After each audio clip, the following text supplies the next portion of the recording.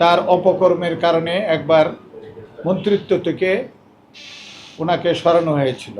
অত্যাচার নির্যাতন চালানোর সে একজন মূল কারিগর ছিল।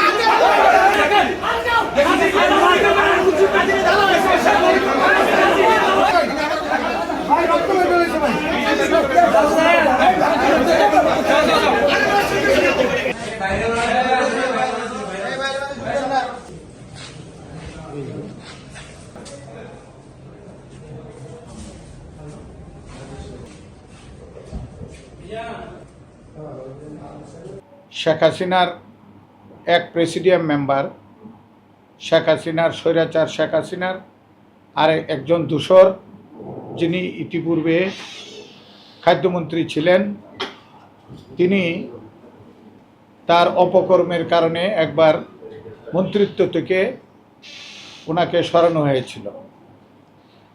এই শেখ হাসিনার সরকারে থেকে বিগত আন্দোলন সংগ্রামের সময় তার নেতৃত্বে এবং তার পরামর্শে এবং তার চেষ্টায়, প্রত্যক্ষ ইন্ধন ও সহযোগিতায় এই শেখ হাসিনার আমলে সকল বিরোধী দলের উপরে, বিএনপি সহ সকল বিরোধী দলের উপরে অত্যাচার নির্যাতন চালানোর সে একজন মূল কারিগর ছিল। বিগত ছাত্র জনতার আন্দোলনের মধ্যে দিয়ে শেখ হাসিনার যখন পতন হলো বা শেখ হাসিনা যখন পালিয়ে গেলেন, সেই সরকারেরও তিনি অনেক প্রভাবশালী একজন দূষর ছিলেন। তিনি কালকে আপনারা জানেন যে উত্তরার একটি বাসা থেকে তাকে বিভিন্ন হত্যা মামলা সহ বিভিন্ন মামলার আসামির থাকার কারণে তাকে গ্রেপ্তার করা হয়েছে। তাকে গ্রেপ্তার করে যখন বিজ্ঞ সিএমএম আদালতে আনা হয়, তখন এই সিএমএম আদালতে আসামিকে আনার পর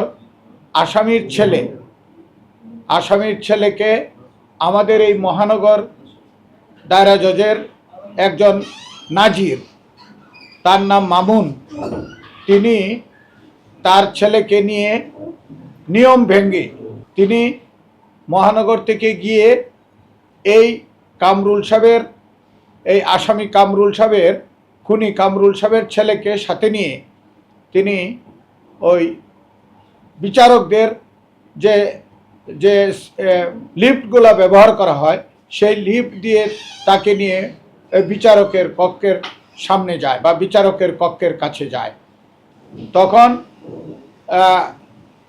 আজকে এই বিচার কার্য চলার সময় আমরা দেখেছি, লক্ষ্য করেছি বিভিন্ন ফুটেজের মাধ্যমে যে সে যে জায়গায় দাঁড়িয়ে এই বিচার কার্য পরিচালনার অংশের সাথে জড়িত হয়েছে, সেটা কোনো অবস্থাতেই তার এই কক্ষের সামনে, বিচারকের কক্ষের সামনে সে শুনানির সময় বা আগে পরে দাঁড়ানোর কথা না।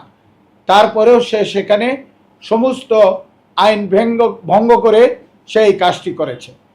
এবং এটাকে কেন্দ্র করে আমরা মনে করি যে ন্যায় বিচার, সুবিচার এবং তার এই আচরণে আমরা মনে করি এটা ঠিক করে নাই, এর আমরা নিন্দা জানাই। মিছিল যখন ওই মহানগরে যায়, মহানগরে যাওয়ার পরে মহানগরের এজলাসের সামনে দিয়ে দোতলায় যখন মিছিল আসে, পিছনের অংশ থেকে কতটুকু কি হয়েছে এই ব্যাপারটা আমি বা আমরা, আমার সাধারণ সম্পাদক, এটা প্রত্যক্ষভাবে আমরা দেখি নাই। আমরা এটা আমাদের কোনো আইনজীবী করেছে বলে আমার মনে হয় না। আমাদের মিছিলকারী বা আমাদের দলের ফোরামের কোনো আইনজীবী করেছে বলে আমার কাছে মনে হয় না।